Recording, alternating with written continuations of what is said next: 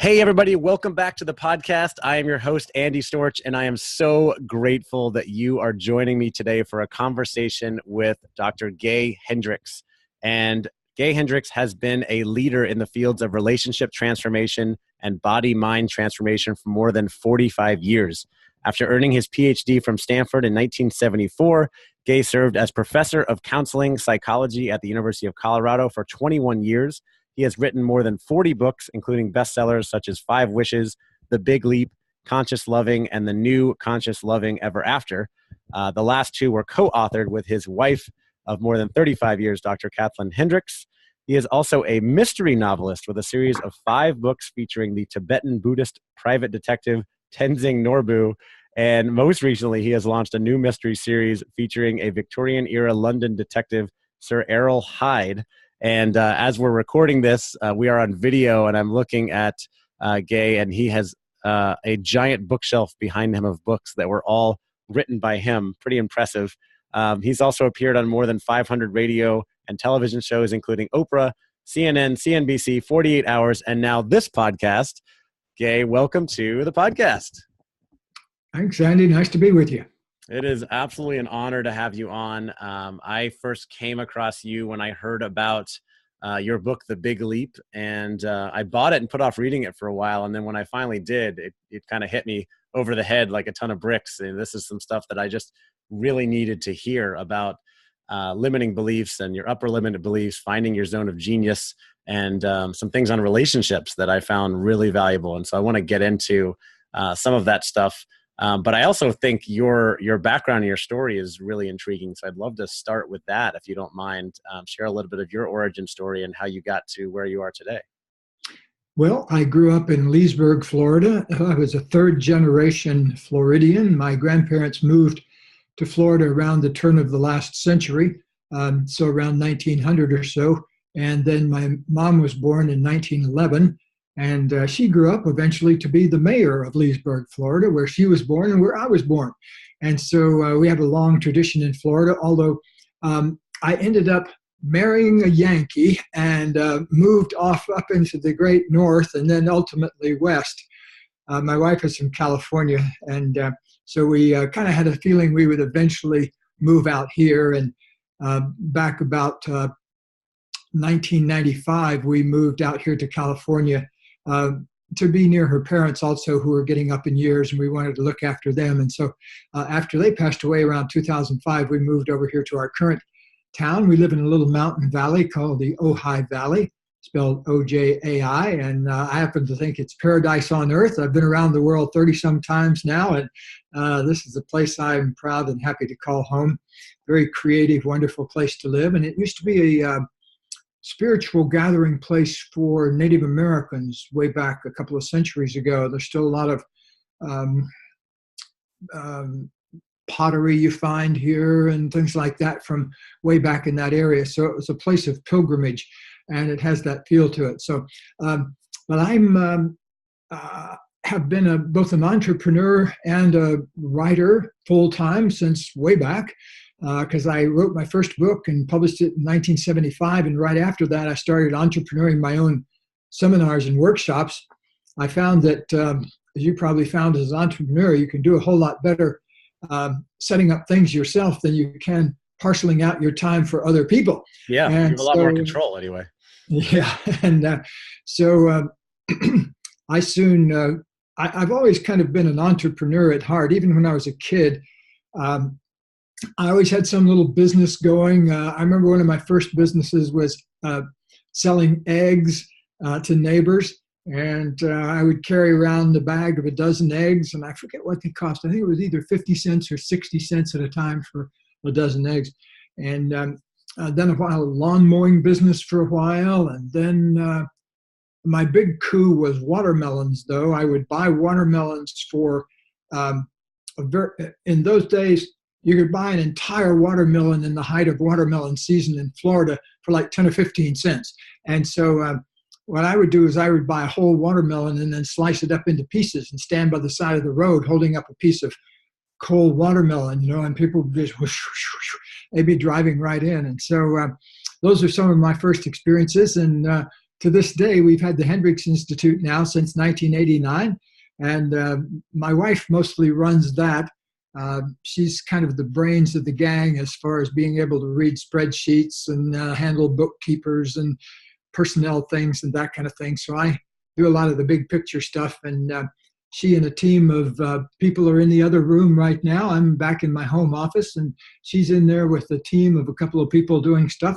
And so we kind of have our company that kind of runs out of here, but we also have an office that I very seldom get to because I've kind of established my comfort zone and my zone of genius here in this room. So I do a lot of my interviews now on Skype and Zoom.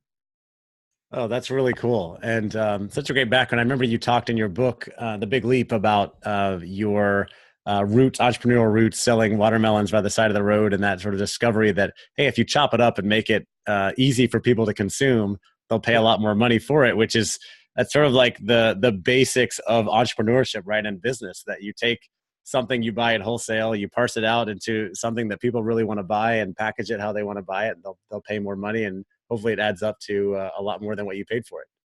Well, yeah, because I forgot to tell you that part of the story. I had to change my business model, and it was actually a marketing coup that saved the business, because at first I took 4 watermelons down to the side of the road, and my thought was, okay, I'll buy them for 15 cents, which I did, and then I'll carry them down and I'll sell them for $0.25.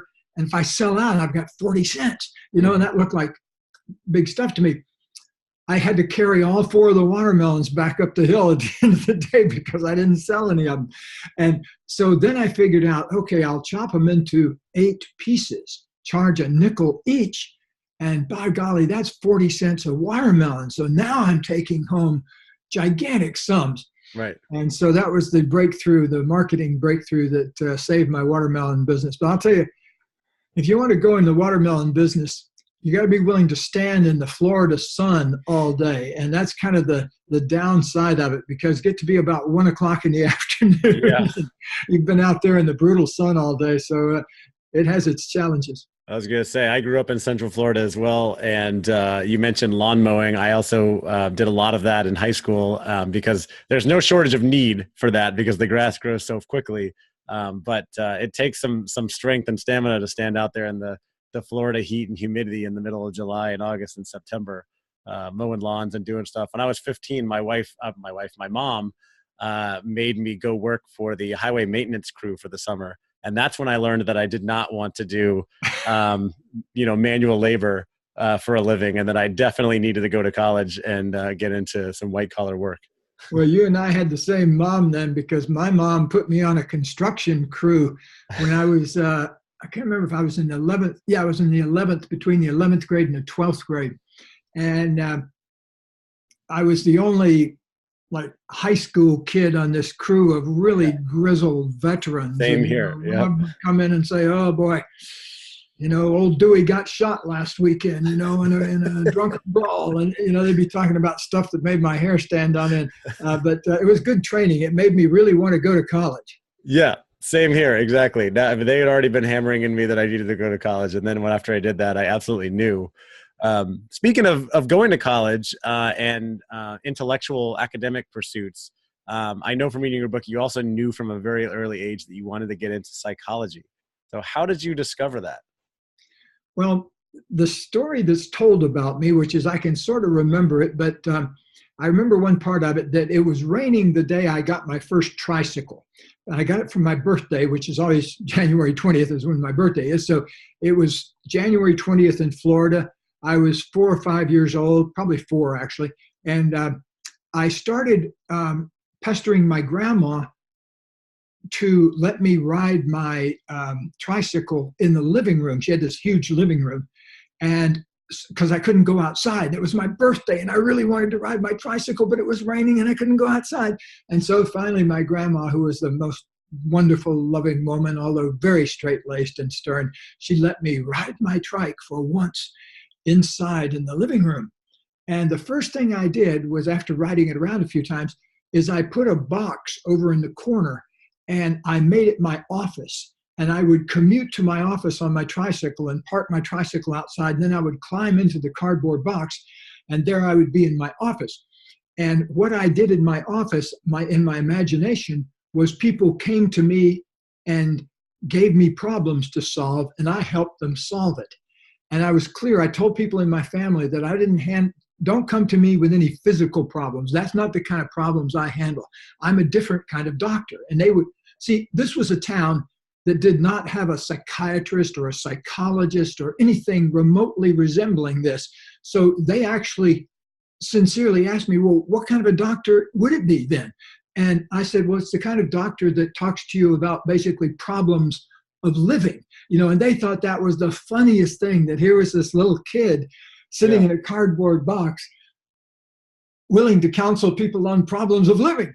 And so anyway, that was a big joke remained in my family. And up until my teenage years, people would rib me about it, like, are you sitting in your box today? And right. That kind of thing, or have you commuted into town on your tricycle yet? And so they gave me endless ribbing about it. So, but I think each of us, to be serious for a moment, each of us has within us what I call a spark of genius. And it doesn't matter if it's a spark of genius at writing a great symphony or making a great soup. What it is you have something in you that has the capacity to surprise you and has the capacity to surprise others. And I think it's up to us in our life to go after that, to find that, to nurture that spark of genius and to bring it forth. And that's what really the Big Leap is all about. Because I'll tell you, I'm up in my 70s. I started in my field when I was in my 20s. And so 1968, so my math skills are limited, but whatever 1968 to 2018, and so that's about 50 years, isn't it? 50 years, exactly, yeah. Yeah, so for the past 50 years, when I saw my first client in 1968, big strapping football player guy named Gary, who was afraid of snakes, interestingly enough. He was this big, strong guy, but anytime he saw pictures of snakes in a magazine, he'd freak out.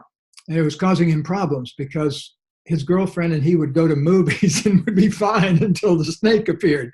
And then here this big 6'6", 240-pound guy would turn into a kind of a whimpering mass. And so I helped him move through that issue. And that hooked me for life on what turns me on to this day, 50 years later, is that look on people's faces when they shift from one state of consciousness to another. They shift from one reality, the reality of limitation, to the reality of, oh, creative possibility. Oh, I see what I could do. And boy, I'll tell you, from the kid that drove his tricycle, that's what I think I was after then. But even now, on the other end of my life, I can still say it's the very best juicy thing you can do in life is assist another person or have a breakthrough yourself to a new reality of possibility. Yeah, well, let's get into that because you talk in the book, The Big Leap, about really the importance of finding that zone of genius and trying to operate in your zone of genius because it's the thing that you're the best at, you enjoy, you'll be happy all the time. Time moves really at whatever speed you want it to at that point. But I think a lot of people probably have the question, how do you find that? How do I discover my spark of genius or zone of genius? Okay, so fasten your seatbelts because it's so simple but so powerful that almost nobody takes me up on my invitation to do it. But when I go and consult with a CEO of a corporation, sometimes I come in and I'll work with some person for a day about a particular issue. And I spend all day with them. And they have to pay a lot of money for that. But whether I'm working with that person who's paying me a lot of money for it, or some person sitting next to me in an airplane seat that's asking me stuff for free, I'm always going to be after helping them have a breakthrough to their creativity. And when they ask my advice on how to do it, I say, here's the way to find your genius. Today or tomorrow, but pencil it into your calendar, 10 minutes. I want you to go in a room by yourself for 10 minutes and do nothing but wonder about, what is my genius? What is my genius? And I want you to say that sentence out loud, and I want you to say it in your mind, but don't bother to do anything else. You might get off on a different chain of thoughts. That's okay, but come back to that. Use it like a mantra. What is my genius? Next, I give them the assignment. You can get this in the Big Leap, but this is the advice I give right here in my office, whether it's a CEO or some high school senior who's got a glitch of some kind. It's to ask yourself, what do I most love to do? Again, it's worth going in a room for 10 minutes and just, what do I most love to do? What do I most love to do? So spend 10 minutes wondering, pure wonder about it. Nobody who's ever done that has ever come back to me and told me it didn't work. It works. It's so powerful that most people won't get around to doing it. There's a great philosopher of several hundred years ago who said, Blaise Pascal was his name, a French philosopher, and he said that all of humankind's troubles stem from the inability to sit in a room by ourselves for 10 minutes doing nothing. So I want people to go in a room by themselves for 10 minutes, but I want you to do something. I want you to cultivate wonder, because wonder is the gateway to creativity. In one of Einstein's notebooks, Andy, there's a passage about a question in theoretical physics that he wondered about every day for 27 years. He wondered about it for 27 years. He just pondered it in his mind. To me, that's absolutely stunning, because most people don't wonder for 10 seconds about whether they want to go to McDonald's or Burger King. That it's sacred territory is wonder, because it opens you up to this new world of creativity. Yeah, and this day and age, we expect answers so fast too. With that, forgetting that there's distractions all around. But if we wonder something, I'm going to pull out Wikipedia and look it up right away. Then I'll give myself a chance to really think through things, ponder, wonder, and come up with that.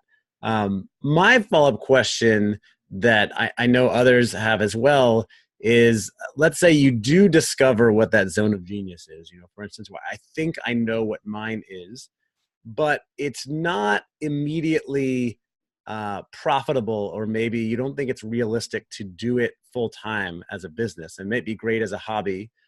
For instance, I have a main business that I enjoy and that I am good at, but I think my true zone of genius is really in talking to people, building relationships, doing interviews like this. But this is not a profitable endeavor. This is just something fun that I'm doing to share value and knowledge with the world. How do I convert that so that I can spend more of my time in my zone of genius? Well, there's two thoughts I have about that. One is to build it up in increments, that at this stage of the game, you probably don't want to spend 48 hours a week doing podcasts. You want to have a certain particular amount of time you go into it.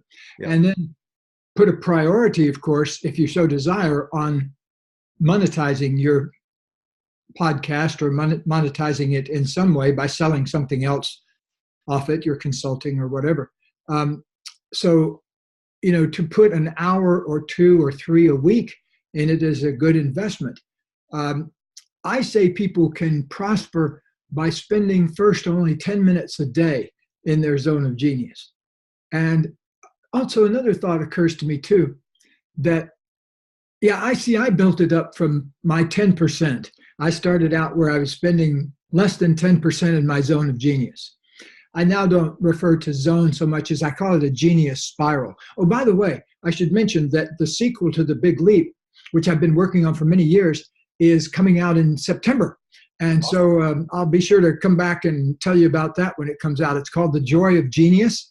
And it just went on sale for pre-order on Amazon a couple of weeks ago. Oh, I can't wait.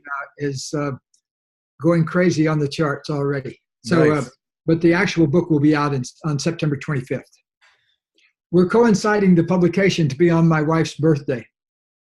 Excellent. Oh, that's great. And so you talk about building this up incrementally, and I think it's important for people to remember that. It's in this day and age, especially with what people share on social media, it's so easy to look at even someone like you and say, look, he's spending all of his time in his zone of genius. It's amazing. I wish I could do that. And forgetting the fact that you're in your 70s, you've been building this up over many years and learning and discovering and growing and changing, and all of us are, and it didn't just happen overnight. No, it came actually, it comes through a series of choices, because I can even remember way back in graduate school when I was about to get my PhD, and a lot of my people that were in the program, all they wanted to do was go into private practice because that was where the money was. Mm-hmm. And I remember one of my professors saying, are you heading toward private practice, or do you want to be a university professor? And I said, well, I'm definitely on the university professor track, but I'll tell you a secret. The main reason I want to be a university professor is so I can have my summers to write. And I said, that's the best thing I can do. I'm a pretty good teacher. I'm not a great teacher, but I know I can do a good job at a university. But I really want to use it as a vehicle for writing, and because that was my passion. And so I didn't know there wasn't any such thing as pop psychology at the time, where you could go on Oprah or on a podcast or right. Anything like that. It was only a couple of different channels, but I knew I didn't want to trap myself in an office for 45 hours a week. And even though my friends that did that were driving Mercedes and I was still clunking around in my old VW, I still really appreciated my life choice, because with every one of those summers, I wrote a new book. And so gradually they took on a life of their own that was much larger than anything that I was getting through the university. Yeah, I remember you talked about in The Big Leap this sort of the dichotomy between the private practice and the professor track, and how the grass is always greener for one over the other, right? Because the private practice psychologists were making a lot more money, but they were working all the time and had no time, or perceived that they had no time to work on that book. Whereas the university professors had all that time, but they were jealous of the others for making more money. And I think this is something that can be true in almost all different walks of life, where we have a choice, right, to take on a profession that is going to make us more money, but we know we're going to have to work 60, 70 hours a week and barely have time to spend with our family, let alone pursue a passion or a hobby, versus maybe taking that easier, lower paying job and spending time cultivating that zone of genius, those other things we want to do. I can remember my first academic job was $13,000 a year in 1974 at the University of Colorado. And at the time, I had a friend who was in private practice, and he was making this grandiose sum at the time of $70,000 or $80,000 a year. But I remember chiding him on something, because I called him once to talk to him about something at 4:00 in the afternoon. And I said, beautiful day, isn't it? And he said, oh, is it? He'd been in his office like from 7 a.m. seeing one client after the other. Right. And so that became the mantra when I would tease him. I was, oh, is it? Yeah. Oh, is it? Yeah. Well, so speaking of that, you had more time to work on some of those passion projects, and those people may not have. And I wanted to ask you about time. And in particular, in the book, The Big Leap, you talk about this idea of Einstein time, where you theorize that people really have all the time they need to do what they want. And it's really kind of a shift in mindset. I wonder if you could explain that. And then I have a follow-up question for you about it. What I call Einstein time is when you're doing what you most love to do, you enter an expanded type of consciousness where time becomes your friend. You have enough time to do what you really want to do. If you ask most people, they'll say they don't have enough time to do what they really want to do, but they've got it backwards. And in other words, they're waiting for time to do the stuff. And I'm saying, even if you only do the stuff for 10 minutes a day, whatever your genius is, if you start putting 10 minutes into it, that's going to lead to 20, to 30, to 40, and time will expand to accommodate your genius. Time expands to support our genius. So the more you spend time in your genius, the more time you will have to spend time in your genius. But if you try to do it the other way around, if you wait for the time to do your genius, I always say there's never enough time to do the things you really don't want to do anyway. That's interesting. Does that kind of become the opposite or the answer to Parkinson's law, which typically says that work will fill to the time that you have allotted for it? So if you have an hour booked to do something, even if you could do it in 10 minutes, it'll take you an hour. And this seems to be sort of like the opposite, where you're saying time will expand to the work that you want to get done when you're in your zone of genius. In fact, brought to mind as you were saying that, Andy, a funny memory of one summer way back to support my writing habit. When I was, before I got my university job and all that, I worked in a public liquor, in the state of Maine. They only sell liquor through state stores. You can't go to a private liquor store. And I worked in one of those government liquor stores, which was odd at the time because I didn't drink. Finally, in my 30s and 40s, I cultivated a little taste for wine and beer, but still not a big drinker. But anyway, at the time, I didn't drink alcohol, but I worked in this liquor store all summer because there was so little to do that I got to spend a lot of my time writing in the back room. And the first day on the job, one of our jobs was to take down all of you had to put a card in when you sold a bottle of liquor. So we had to bring down all these cards and then enter them on this big list. This was way before computers. And the first day, they assigned me to a section of the store, and I did it in about, maybe 25 minutes, 30 minutes max. And I came back and asked the manager, well, what do I do next? And he said, oh, man, you want to take it a little easier. You're going to make the other guys feel bad because they were all taking 2, 3, 4 hours sometimes to do this. And so I had the same experience, or talked to a friend who one summer worked for the post office department, and he came back at noon. He'd run his whole route. And the postmaster said, hey, man, you're going to make everybody look bad. Take it a little easier out there. So I think there's a lot of that goes on in the world. But the real essence of the problem is that we haven't been coached to go looking for our genius, that what we most love to do. That people, when they begin to really focus in on that, suddenly the time begins to grow that they're able to spend time doing it. And that, to me, is a beautiful thing. That's a new kind of physics, I think. It's kind of like the same thing that, they talk a lot about positive thinking. There are a lot of books about positive thinking. But I've just found in my own mind, like I remember a person asking me once for the first time, what do you want? What do you really want to accomplish in your life? And I never really thought about that. But once I actually sat down for a few minutes and thought about what I really wanted to accomplish for my life, it became much, much easier than to just go for it, because it's a lot better to do that than going through life kind of, battering around from place to place. Yeah. So, right. And would you say that relates to when you get into that zone of genius, or what you really want to do, and you're connecting things back to what you really want out of life? You want your goals. You get into sort of that flow state where time almost kind of stands still as you're getting things done.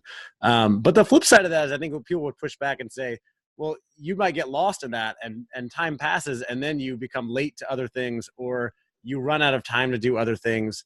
And I love what you said in the book about how people blame their schedule and they blame time, because it's so true. And I catch other people doing that now, myself too, but especially other people saying, well, I don't have time for this.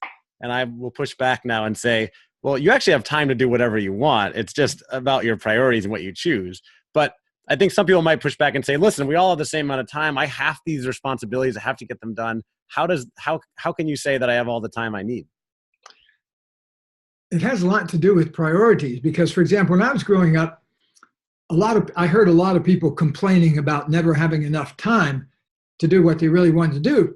But I noticed that those same people would spend the entire evening drinking a bottle of vodka and smoking a pack of Camel cigarettes. So that was the priority over whatever it was they wanted to do.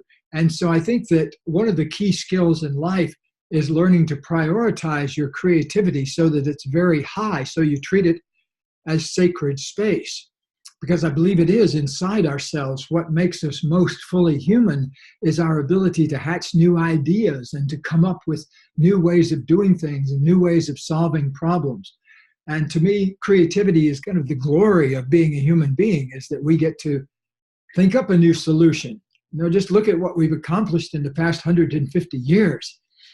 when my grandparents were first living in Florida, they all got malaria because of the mosquitoes. And when I was growing up in Florida in the very same town, and sometimes in the very same house, I didn't get malaria because by then science had come along and done some things. And the same thing, 115 years ago, the infant mortality rate was 50%.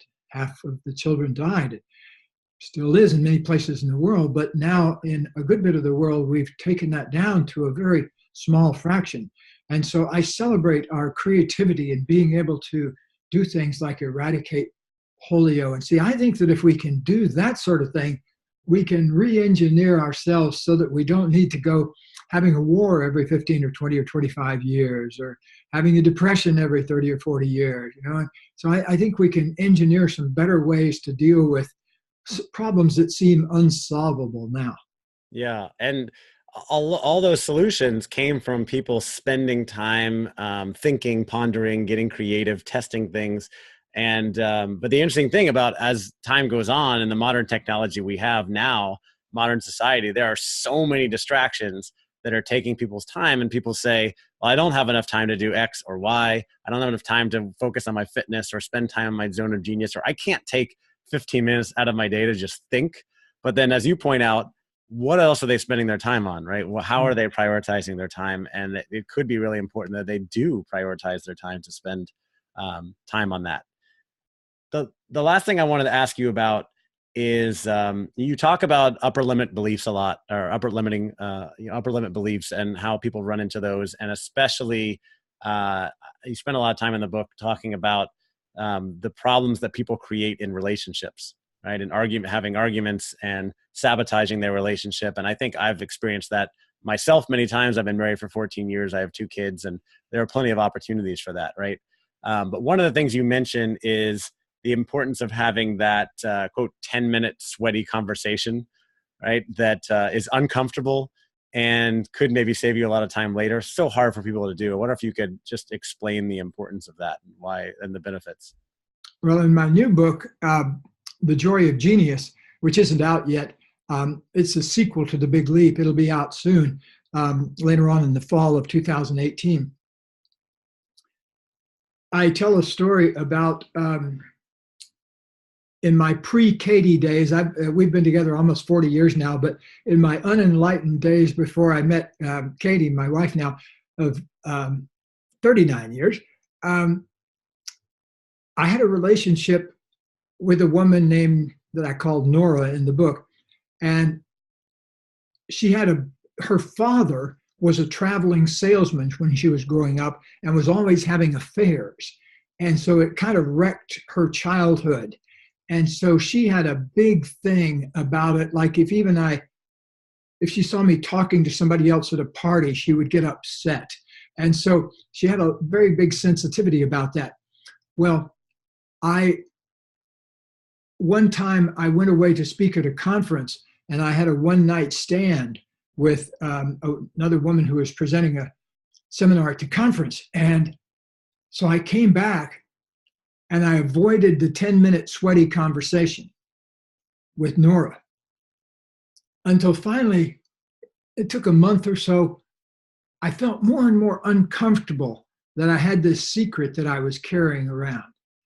And so finally, I just told her one day, and she told me to get out. I thought she would say, thank you. Yeah, she wasn't too appreciative of that. Thank you for your honesty. Yeah. That was one of my life lessons I learned that day, that people always don't jump for joy when you tell them the truth. But another thing I learned was that there's an incredible, even though she gave me a tongue lashing and told me to get out of her apartment, when I told her, I felt also a sense of liberation and freedom because I had spoken the truth of something that had been clogged in me for a month or so. And, finally that relationship kind of wound down, but that taught me a big life lesson that when at all possible, tell the truth about something within seconds of it. Don't wait a month, because I remember that month of just feeling like this little pebble in me started growing till it was the size of a bowling ball, and just felt like I was carrying this burden. But the moment I released it, even though it probably ended the relationship, it still was this incredible and so that one of the things we talk about in our work is what we call living in a state of completion, where there's nothing you haven't said that's important to another person, there's nothing you haven't listened to that's important, and that you're willing to listen to whatever another person has to say. And that allows you not to carry a lot of excess baggage from every conversation. Yeah, it's so important and so hard to do. But I experienced this, a very small example of this just about a week ago, where my wife and I got in an argument on a Sunday afternoon, and it was really bothering me. I don't think it was really bothering her, but it was really bothering me for the rest of Sunday evening and into Monday morning. And I think in the past I might have just let that go, but I've learned so much from your book and some others that it's really important to have that conversation. So I brought it up and said, I'm just feeling upset about the argument we had. And first of all, her reaction was, "What argument?" So she hadn't been holding it in like I had, and I told her, and then she apologized, and we talked things through, and I felt so much better after that, and I had a great day because we had that conversation. But I think that's just, we often avoid those difficult conversations, and I try to make sure that all that stuff is on the table now. Like you talked about the state of completion with her, with my business partner, with clients that I work with. There's not anything that we're holding back or withholding. We're not keeping secrets, because it's just going to cause so much stress and anxiety inside of us. So important. So thinking about, as we go to wrap things up, entrepreneurs that may be starting a business or running their own business or part of an organization, given what you have learned over the decades and what you teach in this book, what's one more piece of important advice that you think is important for people to remember as they are starting to grow and maybe achieve more success, but also running into challenges along the way as well? Carve out a little bit of sacred space time for yourself, whether it's 10 minutes or 30 minutes or an hour every day, that you can focus on cultivating your genius. The more you do that, the better life will work all around. I've never seen an exception to that. And so the more you dedicate yourself to your own creativity, the more it facilitates the creativity of people around you. And that's ultimately, to me, well, my life purpose that I developed in 1977, which I still have, which is I expand in love, creativity, and abundance every day as I inspire others to do the same. And to me, that's life at its best. I was going to say that if you didn't. I have a list of daily affirmations that I read every morning, and yours is that mantra is right on there. And I say it every single morning now, because it perfectly fits how I want to live my life, which is to fulfill my own true potential and also inspire others to do the same. And that's one of the reasons why I have this podcast and love connecting with people like you who are doing the same thing. And just love everything that you're doing, Gay, and just really appreciate you coming on this podcast. For anybody listening that wants to go find out more about you, get your books, possibly get in contact, where's the best place for them to go? Probably the easiest place is just to go to our basic website. We have a bunch of different websites, but the basic one, Hendricks.com, Hendricks.com. And that's kind of a good jumping off place to our other things. Like we have a whole website called heartsinharmony.com, where people can get our e-courses and home learning materials. So either Hearts in Harmony or Hendricks.com.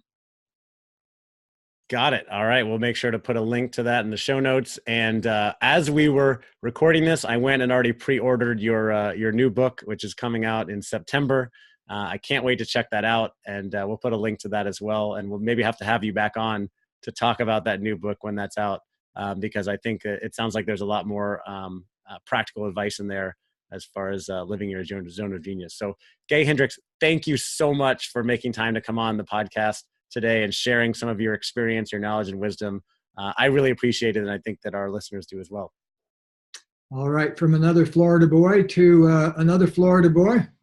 Yes, sir. All right. Take care. Take care.